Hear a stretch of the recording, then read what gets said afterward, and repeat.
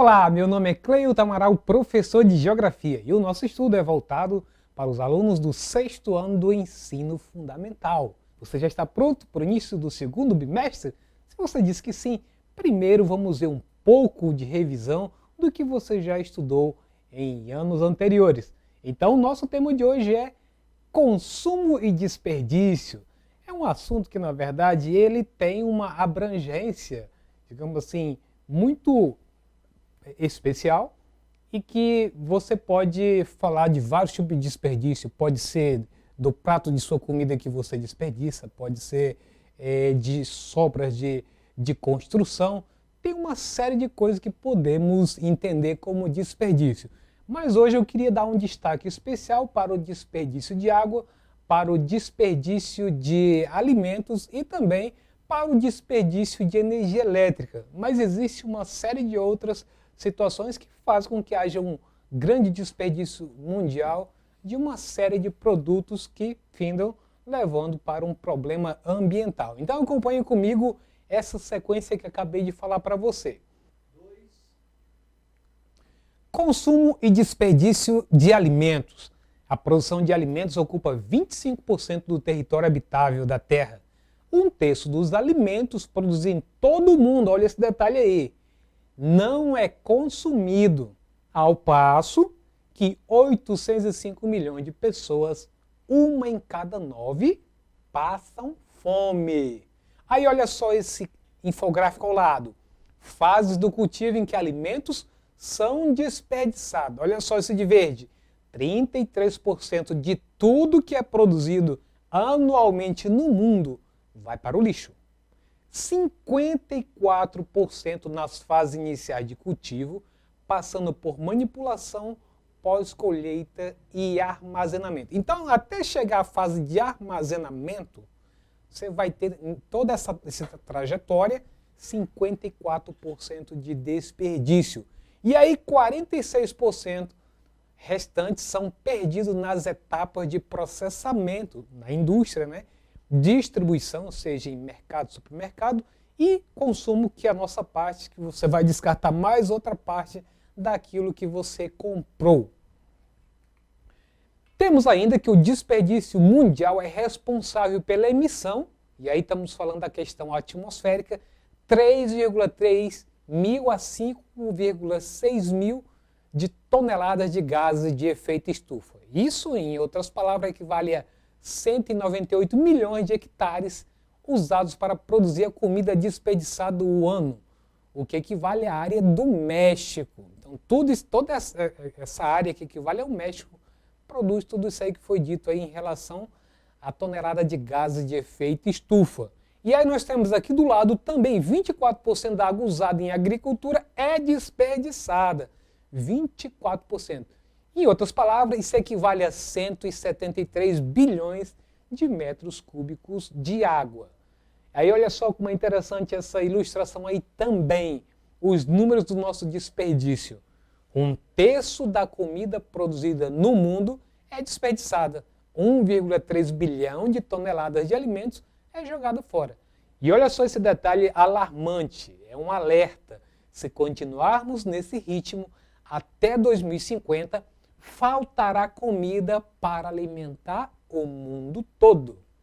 E aí, a ONU Meio Ambiente estima que o desperdício de alimentos consome 21% de água doce, 19% de fertilizantes e 18% das terras cultiváveis. Além disso, a decomposição de comida perdida ou desperdiçada emite grandes quantidades de metano e gás carbônico. Olha só o infográfico que diz. Em países em desenvolvimento, 64% da comida é desperdiçada depois de ser processada ou enviada aos mercados. 51% do desperdício acontece em restaurantes ou nas nossas próprias casas. Agora vamos para o outro quadro. Nos países desenvolvidos são desperdiçados 680 bilhões em alimentos, enquanto que nos países em desenvolvimento esse valor cai para 310 bilhões. Aí você pergunta, como assim? Por que um é mais e outro é menos? Está relacionado ao consumo. Os ricos consomem mais, portanto, o desperdício tende a ser mais, e inclusive a produção de lixo mais também. Enquanto que os em desenvolvimento, isso cai pela metade. E aí mostra também que uma família norte-americana desperdiça em média $1.600 em alimento todos os meses. Muito bem. Vamos agora para a realidade brasileira, o caminho do desperdício no Brasil. Você sabia que o Brasil é um dos 10 países que mais desperdiçam alimentos? Segundo a FAO, a Organização das Nações Unidas para a Alimentação e Agricultura, 30% da sua produção é jogada fora na fase de pós-colheita, ou seja, após o processamento ou até o alimento ser consumido. Então veja só no infográfico aí esse caminho do desperdício. 10% de todo o desperdício ocorre ainda na colheita. Na sequência, 50% ocorre no manuseio e transporte. Em seguida, 30% ocorre nas centrais de abastecimento, as chamadas CEASAs. E 10% são diluídos entre supermercados e nas nossas casas, os consumidores. No Brasil, descartamos 26,3 milhões de toneladas de alimentos por ano, enquanto 14 milhões de brasileiros passam fome. Esse total desperdiçado poderia satisfazer as necessidades nutricionais de 11 milhões de pessoas. Olha que imagem chocante isso aí, né? Isso não é apenas uma imagem isolada. É bom lembrar que isso está presente em quase todos os CEASAs do Brasil, onde é vendido, revendido produtos hortifruti granjeiros. Quanto ao consumo e desperdício de água, é outra ideia que quero desenvolver com vocês. Falamos sobre alimentos, agora sobre água. Além de ser um recurso natural limitado, fatores como o consumo inadequado, o desperdício e a poluição das fontes mananciais representam um risco para a manutenção da vida no planeta. E fazer a nossa parte para ajudar a alcançar esse objetivo para ser mais simples. O consumo médio de água de um brasileiro é de 150,1 litros por dia, acima dos 50 a 100 litros recomendados pela Organização Mundial de Saúde. Ainda assim, mais de 35 milhões de brasileiros não têm acesso à água tratada. Olha só o resumo nesse infográfico. Água pelo mundo. Quanto se gasta de água por dia? 50 litros de água por dia, a quantidade ideal de água para o bem-estar de higiene e de uma pessoa. Então mostra que o Brasil está acima dessa cota e, portanto, a gente desperdiça demais. E é bom lembrar que, principalmente nos locais onde há abundância de água, há, portanto, um maior desperdício. Assim como nos lugares onde você tem abundância de comida, você tende a desperdiçar mais. Isso é praticamente uma regra involuntária que acontece com todo ser humano. Projeções das Nações Unidas para 2025. 1,8 bilhão de pessoas terão carência absoluta de água. Consumo de água em alguns países, só para se ter uma ideia. Estados Unidos, 300 litros por dia por pessoa. Na Europa, 200 litros por dia por cada pessoa. No Brasil, 150 litros por dia por pessoa. E na África subsaariana, nas regiões mais áridas do continente, 10 a 20 litros por dia por pessoa. Então veja que o que acabei de falar, enquanto que alguns têm abundância, pode lavar o seu carro, pode lavar a calçada, pode fazer uma série de coisas desperdiçando água, alguns vão estar com um balde de água para fazer comida, para tomar banho ao mesmo tempo, só passando o paninho para poder não desperdiçar água. Olha a grande diferença.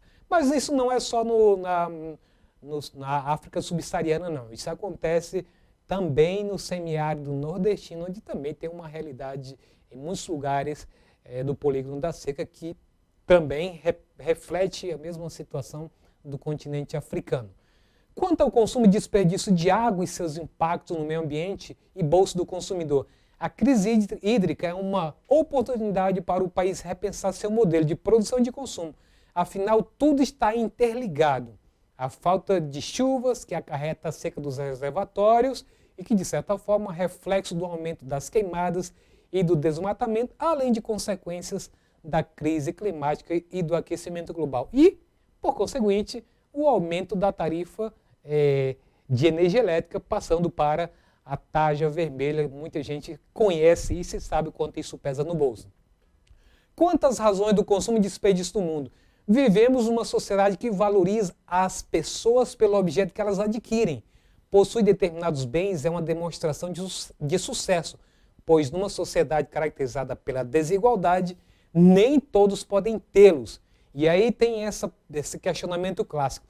Ter ou ser? Eis a questão. Então, você vale aquilo que você tem? Então depende daquilo que você busca. Pode ser que o que você tem lhe traga felicidade. Pode ser o que você tem não lhe traga felicidade. Então depende também do interior de cada um. E aí a gente traz essa reflexão final, que é exatamente o inverso do que eu acabei de fazer. Menos ter, mais ser. Concluindo, podemos imaginar que uma das chaves para o uso racional dos recursos sem desperdícios é pensar em um novo modelo de felicidade das pessoas, em que menos ter e mais ser seja harmonia para um meio ambiente saudável. Com isso, então, passamos para o nosso exercitando. Presta bem atenção. O desenvolvimento econômico visa abastecer cada vez mais aqueles que têm capacidade de consumir para fomentar a aquisição de bens. O mercado cria hábitos de consumo, reduz a vida útil de diversos produtos. A referência grifada tem ligação direta com: letra A, maior duração dos produtos que compramos. Letra B, multiplica as opções de mercadorias descartáveis. Letra C, reduz as opções de mercadorias descartáveis. E letra D, apenas produtos importados têm vida útil curta. E aí, você fez uma análise? Fez a sua escolha? Então, se você escolheu que a letra correta é a letra B, tá certo? Meus parabéns, multiplica as opções de mercadorias descartáveis, porque o próprio Grifos ali já diz, reduz a vida útil. Então, se reduz a vida útil, vai descartar mais rápido. Então, na segunda, para finalizar, além de a água ser um recurso natural limitado, fatores como o consumo inadequado, o desperdício e a poluição de fontes e mananciais representam um risco para a manutenção da vida do planeta.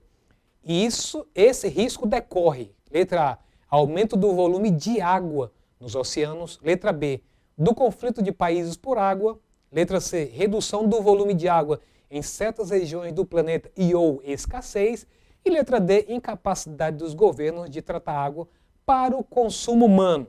E aí, já fez sua escolha? Tem certeza disso? Olha só, quem disse que a letra C tá certo? Meus parabéns! E aqui fica algumas citações para você se aprofundar melhor ainda no assunto, tanto com as ilustrações como também com os textos. E com isso a gente encerra a nossa aula de hoje. Se você quiser acessar essa aula ou qualquer outro componente curricular, basta acessar a plataforma Eduque. Um abraço e até a próxima!